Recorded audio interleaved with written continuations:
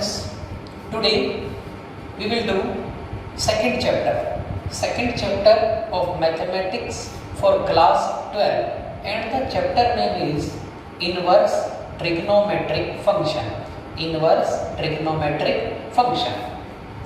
The chapter name is inverse trigonometric function. सबसे पहले हम ये देखते हैं कि यहाँ पर ट्रिग्नोमेट्रिक फंक्शन में इनवर्स का क्या काम है। जैसे एग्जांपल लेते हैं, सपोज sin थीटा आपको 1/2 गिवन है। If sin theta is equal to 1/2 तो सबको पता है यहाँ थीटा की जो वैल्यू है वो 30 डिग्री होगी। आप यहाँ लिखेंगे so theta is equal to 30 degree या इसको रेडियन में लिखेंगे π/6। इसी चीज को आप रेडियन में लिखेंगे π/6। अब यहाँ पर इनवर्स का कंसेप्ट उठाते हैं। sin थीटा 1/2 है तो हम ये लिख सकते हैं theta equal to sin inverse 1/2। sin inverse 1/2 sin theta 1/2 तो थीटा की जो वैल्यू है वो sin इनवर्स 1/2 और हमें पता है थीटा 30 डिग्री है तो इसे हम लिख सकते हैं 30 डिग्री π/6। एक और एग्जांपल लेते हैं, suppose tangent theta is equal to 1 है। ये हम 10th क्लास में भी करते थे। अगर tan थीटा 1 है तो हम लिखते थे theta is equal to 45 degree या रेडियन में लिखेंगे तो π/4 लिख देंगे हम इसको। अगर हम इस तरह से लिखें, अगर हम यहाँ इनवर्स का कंसेप्ट इंट्रोड्यूस करते हैं तो थीटा की जो वैल्यू आ रही है वो टेंजेंट इनवर्स 1 और थीटा की वैल्यू 45 डिग्री है या यूं कहिए π/4। इन दो एग्जांपल्स से ये बात क्लियर होती है कि जो इनवर्स है उसका अर्थ एंगल है। sin इनवर्स x एंगल है, tan इनवर्स x एंगल है। मींस sin इनवर्स x का अर्थ 1/sin नहीं है, बिकॉज 1/sin थीटा तो कोसेकेंट थीटा होगा। तो इनवर्स का यहाँ जो अर्थ है वो एंगल से लिया जाएगा जहां पर वैल्यू उसकी x है।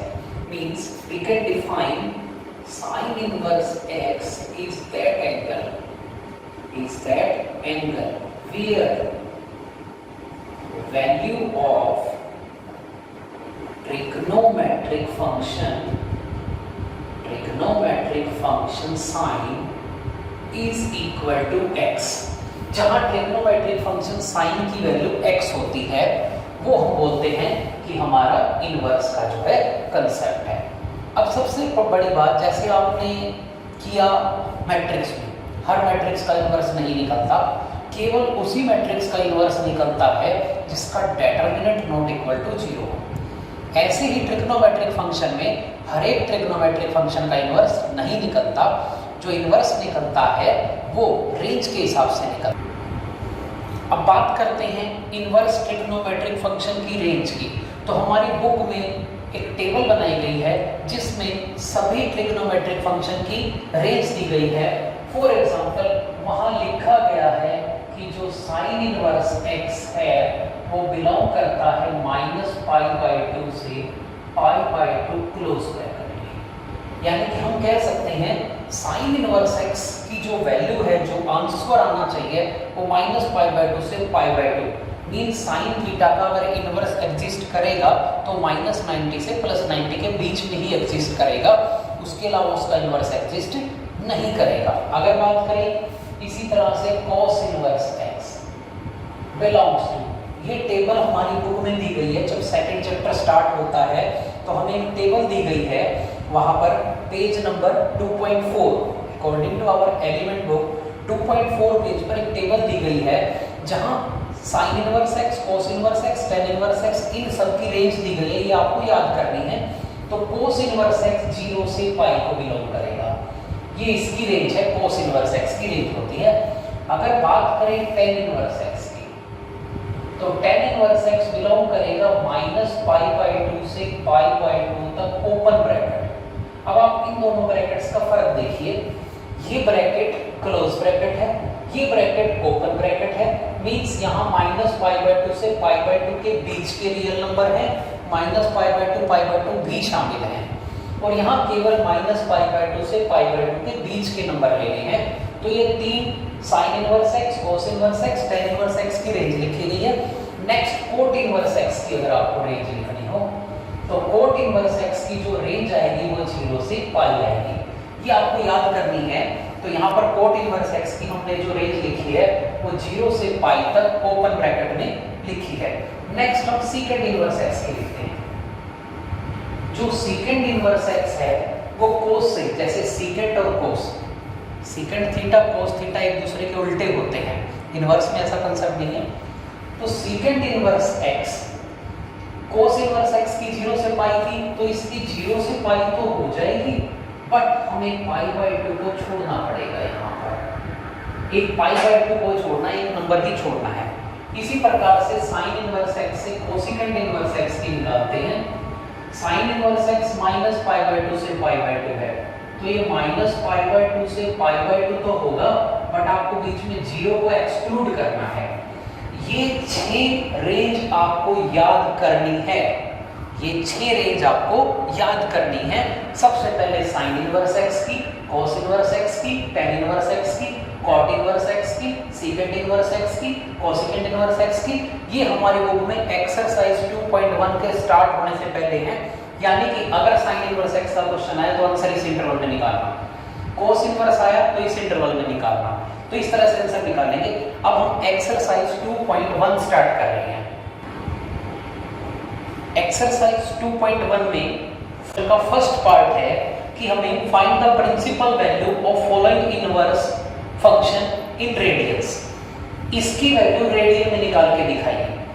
साइन इनवर्स 1/2 का अर्थ है कहां पर साइन थीटा की वैल्यू 1/2 होती है, सबको पता है 30 डिग्री की होती है, बट यहाँ लिखने का तरीका क्या रहेगा।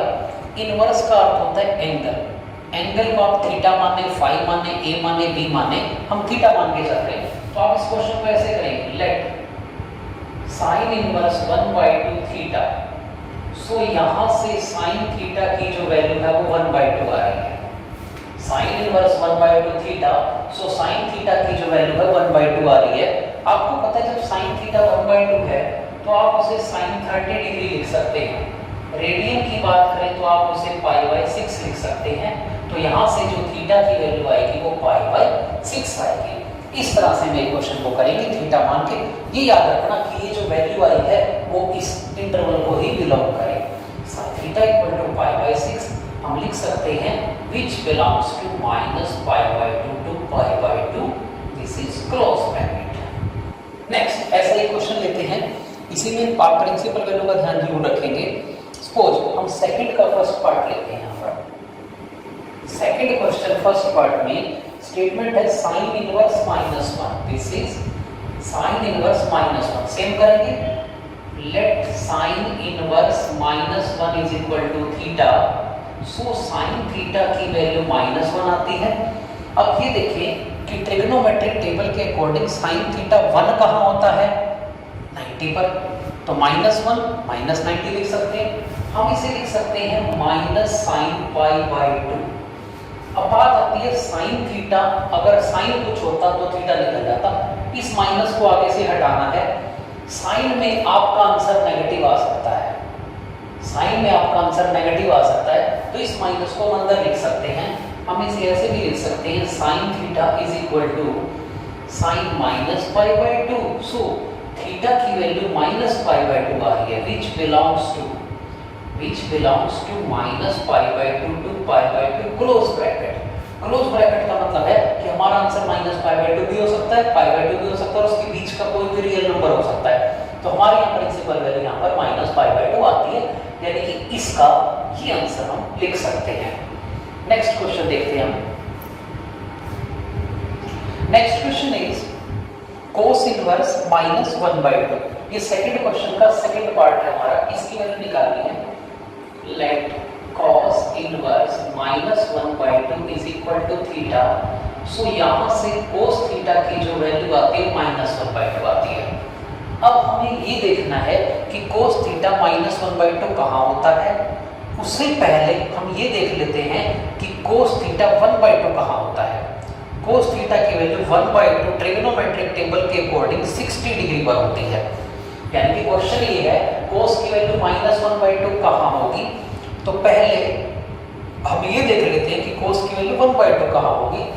हम इसे ऐसे राइट कर सकते हैं, इसे ऐसे लिखा जा सकता है minus cos pi by 360 degree. अब यहाँ इस माइनस के लिए एक अलग कंसेप्ट है। पहली बात तो इस माइनस को अंदर नहीं लिखा जा सकता, बिकॉज कोस माइनस थीटा तो प्लस का कोस थीटा होता है, तो माइनस कोस थीटा में हम माइनस को अंदर राइट नहीं कर सकते। दूसरी बात, हमारी प्रिंसिपल वैल्यू भी हमें अलाउ नहीं कर रही।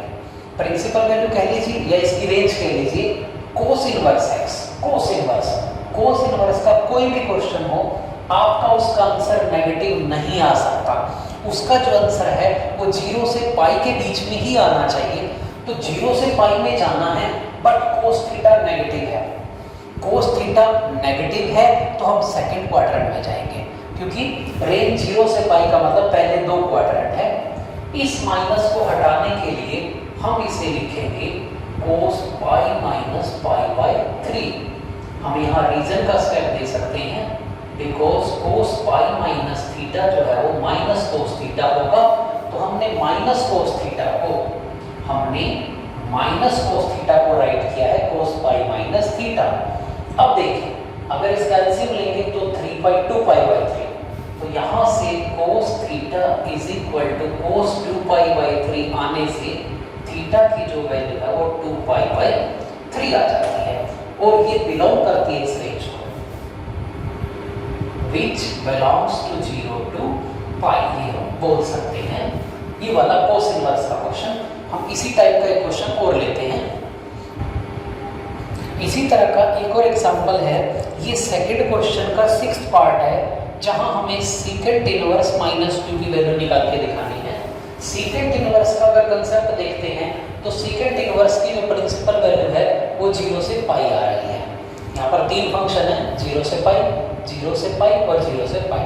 तो सीकेंट इनवर्स भी उन्हीं में से है कि इसकी प्रिंसिपल वैल्यू 0 से पाई के बीच में लानी है, और वही नेगेटिव वाला क्वेश्चन है। पहला स्टेप हम इसे थीटा मानेंगे। Let secant inverse -2 is equal to theta. तो यहाँ से सीकेंट थीटा की वैल्यू -2 आ जाती है। सेम क्वेश्चन चलेगा इसके बाद। अब आपको देखना है कि सीकेंट थीटा की वैल्यू 2 कहाँ होती है, 60 डिग्री पर। तो हम इसे लिख सकते हैं minus secant 60 degree means pi by 3। अब बात आती है इस नेगेटिव साइन की। नेगेटिव साइन को हम अंदर नहीं ले जा सकते, क्योंकि ना तो ट्रिग्नोमेट्री अलाउ करती और ना ही इनवर्स ट्रिग्नोमेट्री अलाउ करती। ट्रिग्नोमेट्री के according secant minus theta plus secant होता है। इनवर्स के अकॉर्डिंग सीकेंट इनवर्स की वैल्यू भी नेगेटिव नहीं हो सकती। तो 0 से पाई का मतलब है हम पहले 2 क्वाड्रेंट में जा सकते हैं। तो नेगेटिव को हटाने के लिए हम सेकंड क्वाड्रेंट में जाएंगे। We will write secant theta is equal to secant pi minus pi by 3। अगर हम पाई माइनस पाई बाई 3 करते हैं और यहाँ एलसीएम लेते हैं 3 पाई, तो ये हमारे हिसाब से सीकेंट 2 पाई बाई 3 आ जाता है। यानी कि जो थीटा की वैल्यू है, सेम यही आंसर है हमारा 2 पाई बाई 3, और हम लिख सकते हैं which belongs to this interval 0 to pi interval, जो हमारी प्रिंसिपल वैल्यू थी, जो इस इंटरवल को बिलोंग करता है 2 पाई बाई 3।